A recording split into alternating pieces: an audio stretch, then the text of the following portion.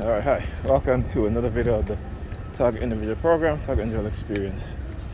So, woke up this morning, as soon as I opened my eyes, they start with the noise campaign, the police siren, whoop. Didn't get out of bed yet, all I did was open my eyes. So again, to let me know that I am under heavy remote neural monitoring.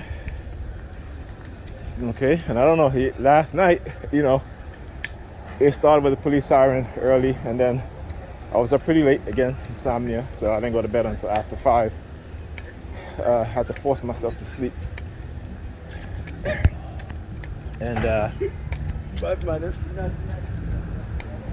so I would say from about 1 o'clock to the time I went to bed, there was no police sirens. There still do the car honking though, very low sound. You see the police right there, of course, pulling somebody over. There's grabbing his keys and all this shit. Oh, did he just grab his crotch? I just moved the. Now let they come up when they see me. Watch. Like I said, look. So this, from the time I've been walking down the street, they've been there, right? So you see how they come up when they see me, and look at her, the female cop, folding her lips, right? Again, trying to intimidate. Trying to intimidate. See, I say they was going to get some Negro peeing once in a while. You guys will see this. Majority of the time, it's usually white cops or other ethnic group of police. And from time to time, they'll find some Negro peons to participate. And again, I want you guys to understand what it is that they do. So from the time I come out of my apartment building, by the time I started recording, they've been sitting in their vehicle. As soon as I'm walking, now how do they know that I'm leaving this early? Because I had to go pick up my son at 2, because he texted me. He was like, what time are you coming to pick me up? Okay, so again, hijacking his mind, because yesterday I told him I was going to pick him up at 2 o'clock. So again, they always do this to test my memory, because this is what it is. It's never-ending test. They're trying to convince themselves that what they have done to us as TIs haven't affected our memory, us in any way, psychologically, neurologically, in any way. But the proof is in the evidence that we have. You go to the doctor, tell them about your experience, you get the evidence you need. For me, MRI, X-rays, right? So, they know. Okay? And my roommate. And I know. The doctors know. Okay? Again, it's like when you when they give you that test, right? Particularly if you're applying for disability, to mental illness, they will say, well, I'm gonna give you 3 words, right? Either 3 or 5, I can't remember, either 3 or 5 words, okay? And 5 minutes into the conversation, they'll ask you to repeat those words, okay? Now I can tell you this, unless, we have short-term memory issues, it doesn't mean that 5 minutes later we forget everything, okay? But I'm just, I guess because I'm black. Because I don't know if it was white, they wouldn't give me that short of a time, right? I don't know. Maybe I'm thinking it wrong. Maybe, or what have you. But I just find it to be ridiculous because, and then again, it's a different setting. It's not like you're doing anything else, you're just sitting there. But I know that when it comes to certain tests, particularly within certain agencies, in terms of when black people try to seek service, that what are you pointing? Yeah, I know. Came up my building, the guy pointing across the street, so he was before I started recording, he was wearing all black. He pointed across the street to me and then turned his back. So as I was saying, so when you look at like the NFL, right? You know, white players, the majority of the time, when they go in with the evidence that they have concussion because of playing football to get help, right? To get insurance, stuff like that. 100% of the time, they're accepted. Black ex-football players rarely get accepted until they have to sue, right?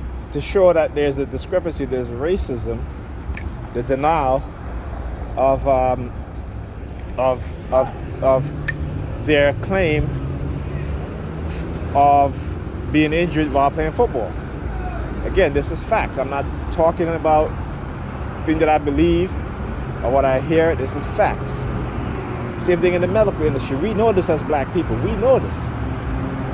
But yet, you know, we put it in the back of our mind because this is what our mind have been conditioned because of the trauma, because of wanting to not deal with the reality of white racism.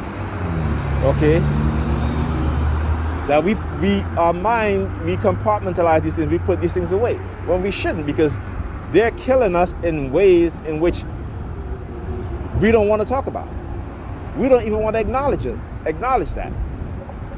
Just as how as TIs, they don't want to acknowledge what we go through, because either they're participating in it or they've been manipulated into participating in it. Okay, so all with the technology. You know what I'm saying? So anyway, as I was saying, right? So this is what they do. So now I gotta go. I'm on my way to go pick up my son, and yeah. So that's how they know that I was leaving at a certain time. This is why they stayed in their vehicle, okay? And when they see me coming, that is when both of them came out of their vehicle. And of course, they got to send the black woman, right? The Negro, not even black, the Negro female police officers, because they think that somehow that sending them is going to influence me and affect me in any sort of way. Because again, you see her folding her lips about being quiet. And now you hear the sirens in the background, right? Yeah. Because they've done this before and they know I'm not going to be quiet. I'm going to expose it. Like I said, whatever it is they're hiding, I'm going to expose. And whatever it is that they feel that they've done or they got, what have you, I'm going to expose that also. Because ultimately, I want them to come knocking at my door so we can have this in the proper setting, right? Not in the court of public opinion where they manipulate it, where they lie, where they get people to lie and create false witness, where they manipulate, right? So that's not going to happen. See, but you see, this is the criminal enterprise, the criminal entity. This is what they do, and they know it's criminal. But they think they can get away with it because they're operating outside the law and in the psychological space, but not also that, but with the use of technology by those within law enforcement and the security agencies, you know, and so they got to make you the bad guy in order for them to participate in this. I mean, these programs have been around for decades. Coercive Pro, Zoom, you know, the Nazis in Germany had the same thing where they had people from the civilians of Germany who would be calling the SS on their Jewish neighbors, and they know that they were being gassed and being killed. They know this by the millions. The Jewish people knew this, but again, in their mind, the German psychologists create what is called deception of self, right? Where they know what's going on, but they don't want to admit it, and when given evidence, they don't want to look at it. They don't want to see it. These things, this has happened to me when I've presented evidence to family members, friends. They don't want to see it. They don't want to look at it. They'll take it and then basically, without even reading it, I'm sure they'll throw this shit away. Send them a pen. Okay, deny. Okay, but people don't learn because people don't understand history. They don't teach you true history.